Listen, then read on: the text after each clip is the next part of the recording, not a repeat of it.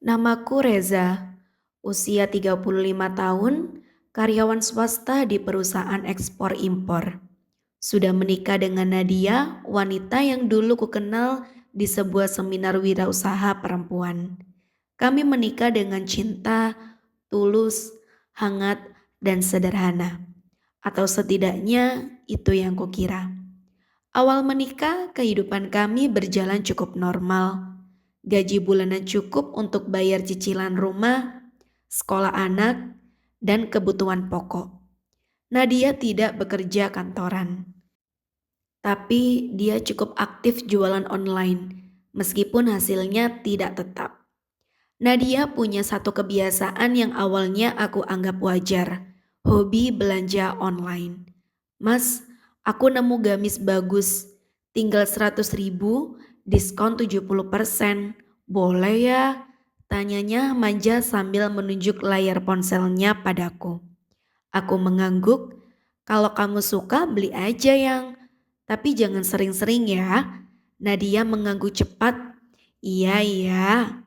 Awalnya cuma sesekali, satu gamis, sepasang sandal, lipstik, atau masker wajah.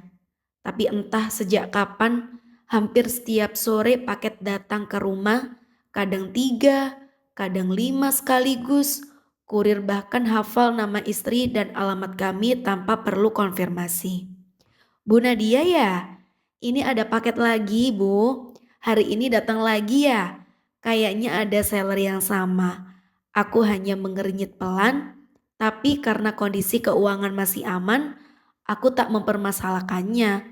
Yang tidak aku tahu, hobi Nadia itu lambat laun berubah menjadi kecanduan. 3 bulan setelah lebaran, aku mulai mencium bau masalah. Tabungan menipis, tagihan kartu kredit melonjak drastis, bahkan aku mendapati pembayaran BPJS dan asuransi tertunda. Aku tanya Nadia, kamu pakai kartu kredit buat apa aja yang? Dia tertawa gugup. Ya, aku belanja kebutuhan rumah, skincare, sama baju anak. Kan penting juga kan mas? Aku tak langsung marah, tapi malam itu saat Nadia tertidur, aku iseng buka akun belanja online-nya. Dan aku tercengang. Dalam sebulan, dia transaksi lebih dari 50 kali. Ada sepatu yang sama dibeli 2 warna, skincare yang cukup jumlahnya untuk satu klinik kecantikan kecil. Bahkan ada barang-barang aneh yang menurutku tidak perlu, pengiring kuteks elektrik, pemanas eyelash, dan alat pijat kecil seharga ratusan ribu.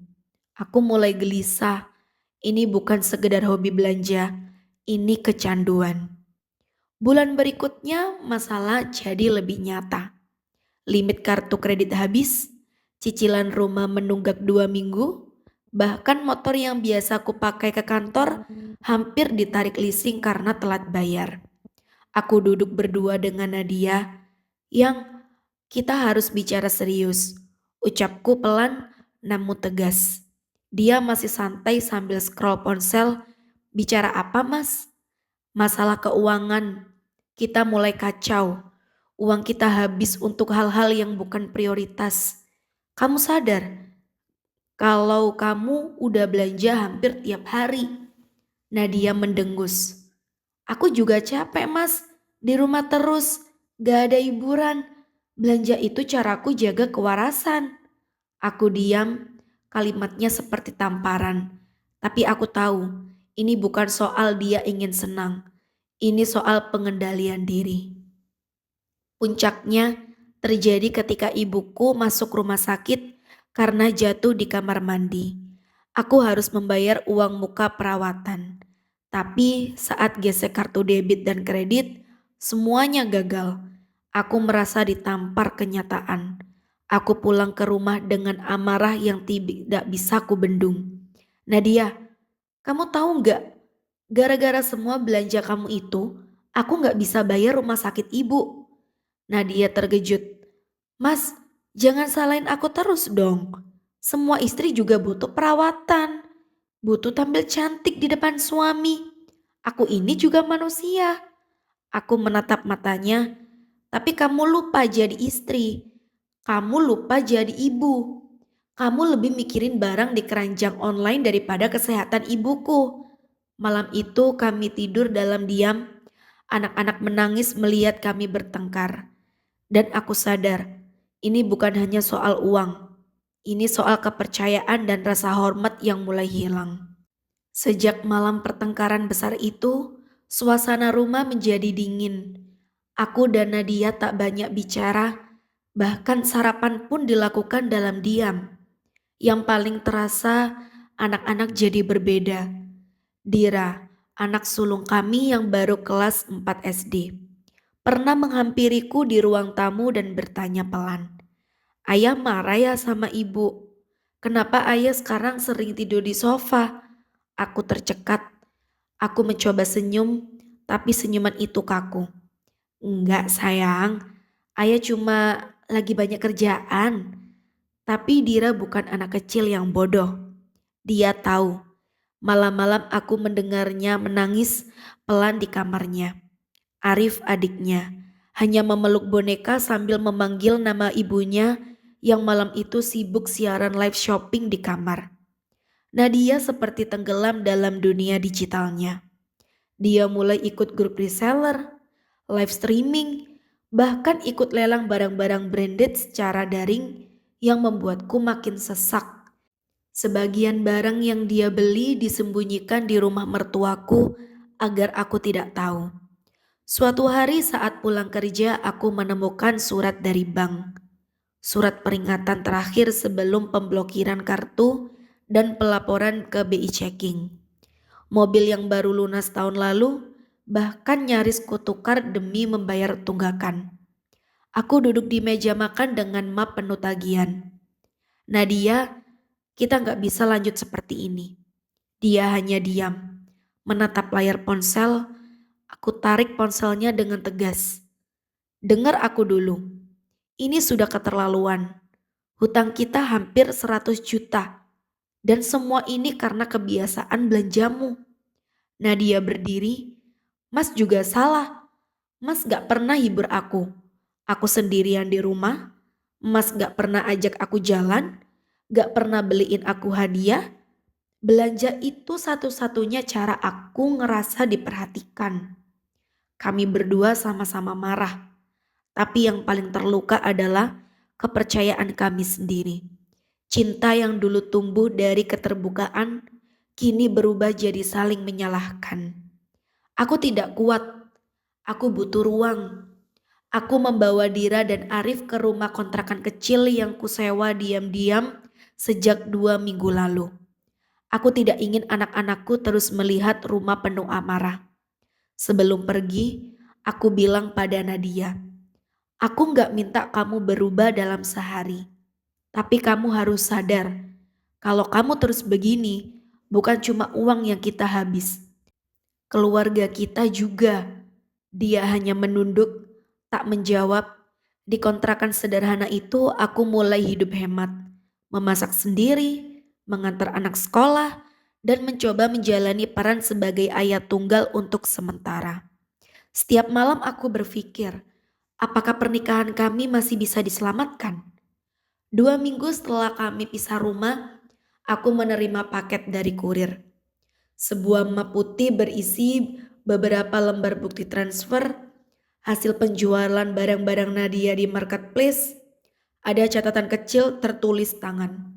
"Mas Reza, aku sadar, aku sudah terlalu jauh. Aku sudah jual semua barang yang pernah bikin kita ribut. Aku ikut terapi. Aku mau sembuh. Aku mau kembali jadi istri dan ibu yang baik.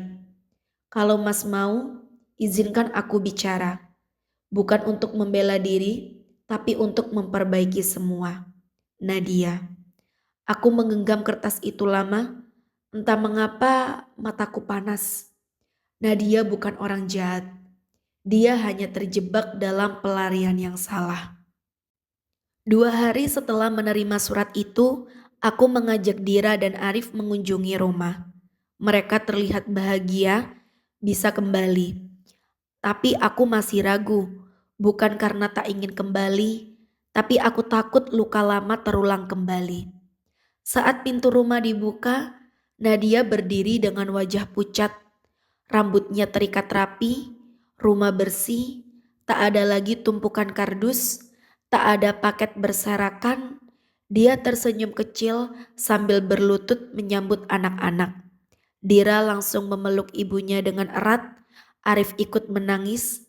Kami duduk bertiga di ruang tamu, berempat bersama Dira dan Arif. Setelah mengantar anak-anak tidur siang, Nadia mulai bicara. Mas, aku ikut terapi kecanduan belanja.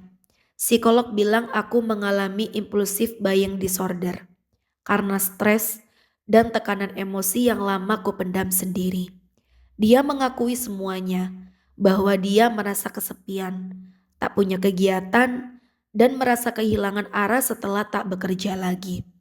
Aku tahu mas, aku salah besar, tapi aku mau berubah.